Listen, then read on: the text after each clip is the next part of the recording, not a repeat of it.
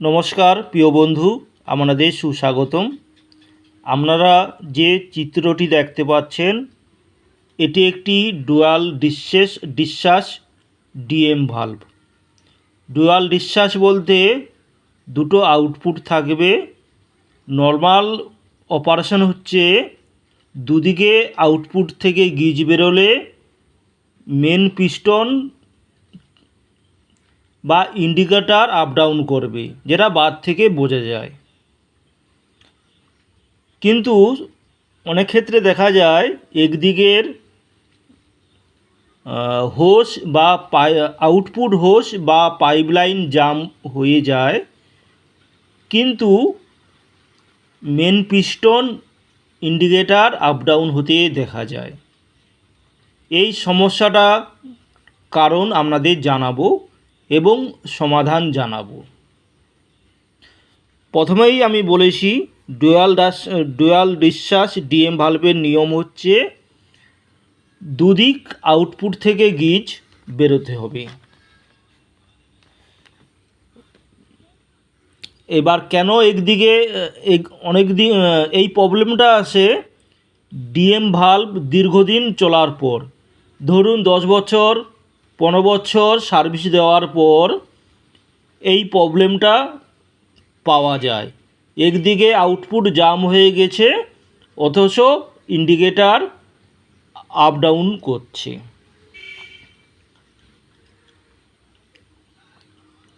দীর্ঘদিন চলার ফলে পাইলট পিস্টন, যেটা আপনারা দেখতে পাচ্ছেন, এই যে এই মোটা অংশটা হচ্ছে গিজকে সিল করে, তাহলে এই অংশটা হচ্ছে গিজকে সিল করে, পিস্টনের মোটা অংশ, এই অংশটাও গিজকে সিল করে। ধরুন বিপোর্টে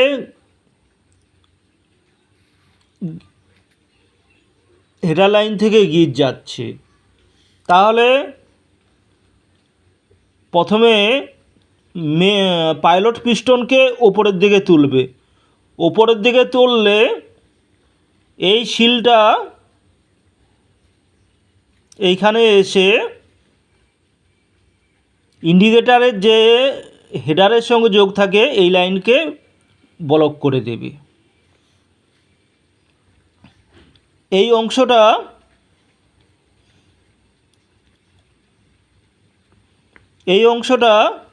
এই সিলটা এইখানে এসে বি পোর্টের আউটপুটকে বন্ধ করে দেবে। তখন বি পোর্টের হেডার লাইনের গিজটি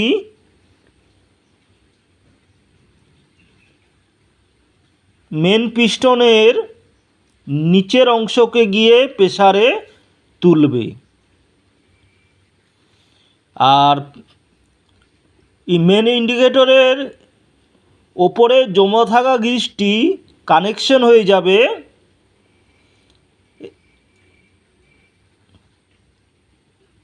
এই যে ইন্টারনাল কানেকশন, এইভাবে আউটপুটের সঙ্গে হয়ে যাবে। আউটপুটের সঙ্গে হয়ে আউটপুটের মাধ্যমে বেয়ারিংয়ে গিজ যাবে। এটাই নর্মাল হওয়া উচিত। কিন্তু যেহেতু আউটপুটের হোস বা পাইপলাইন জাম হয়ে গেছে, তার ফলে মেন ইন্ডিকেটরের ওপরের জমা থাকা গিজ আর পাইপলাইনে যেতে পারছে না। পাইলট পিস্টনে দেখুন এই যে সিল, এই সিল দীর্ঘদিন চলতে চলতে সিল কিছুটা ক্ষয় হয়, আর ইন্টারনাল যে হোল থাকে হোলের ভেতরের বডিও ক্ষয় হয়। ফলে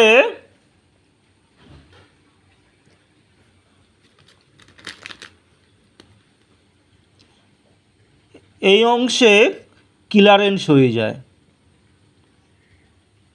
এই অংশ থেকে গিজ তখন এ পোর্টে চলে যায়। আর যেহেতু বি পোর্টে যখন বি পোর্টে হাই প্রেশার থাকে, নর্মালি এই পোর্টে প্রেসার থাকে না। তার জন্য পিস্টনের এই যে ক্লিয়ারেন্স দিয়ে গিজটি এ পোর্টের হেডার লাইনে চলে যায়।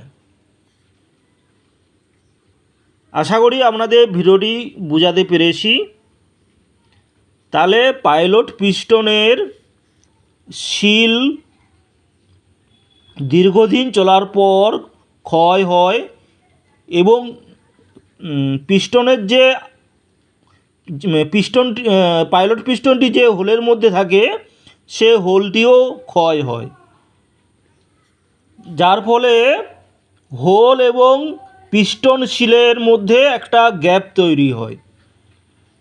যখন আউটপুটের হোস বা পাইপলাইন জাম থাকে, ওদিকে গিজ যেতে পারে না, তখন এই জায়গাটায় একটা প্রেসার তৈরি করে সিলের মধ্যে থেকে গিজ ওপরে উঠে গিয়ে তখন এ পোর্টের হেডার লাইনে গিজ চলে যায়। যেহেতু এ পোর্টের হেডার লাইনে প্রেসার নেই কিন্তু বি পোর্টে প্রেসার আছে, তাই সহজেই গিজটি এই পোর্টে চলে যায় এবং ইন্ডিকেটারটি উপরে উঠে যায়। অনুরূপভাবে আবার যখন এই পোর্টে প্রেসার দেওয়া হয় তখন হাই প্রেসার থাকার কারণে পাইলট পিস্টনটি সহজে নিচে নেমে যায় এবং মেন পিস্টনের উপরের সঙ্গে হেডার লাইন যোগ হয়ে গিয়ে মেন পিস্টনকে নিচে নামায় এবং মেন পিস্টনের গিজটি ইন্টারনাল কানেকশনের মধ্যে দিয়ে আউটপুটের সঙ্গে যুক্ত হয়ে গিয়ে বেয়ারিংয়ে চলে যায়। তাই আউটপুটে ডুয়াল লাইন ডিসচার্জ ডিএম ভালভে একদিকের হোস জাম হয়ে গেলেও আরেক দিকের হোস থেকে গিজ যায় এবং মেন ইন্ডিকেটার ওঠানামা করতে দেখা যায়। সমাধান কি? যে হোস বা পাইপলাইন জাম আছে তাকে হেডারের সঙ্গে যোগ করে জামটা ছাড়িয়ে দিন বা চেঞ্জ করে দিন, তাহলে দেখবেন বোথ সাইড হোস বা পাইপলাইন থেকে গিজ বেরোবে। ভিডিওটি দেখার জন্য ধন্যবাদ।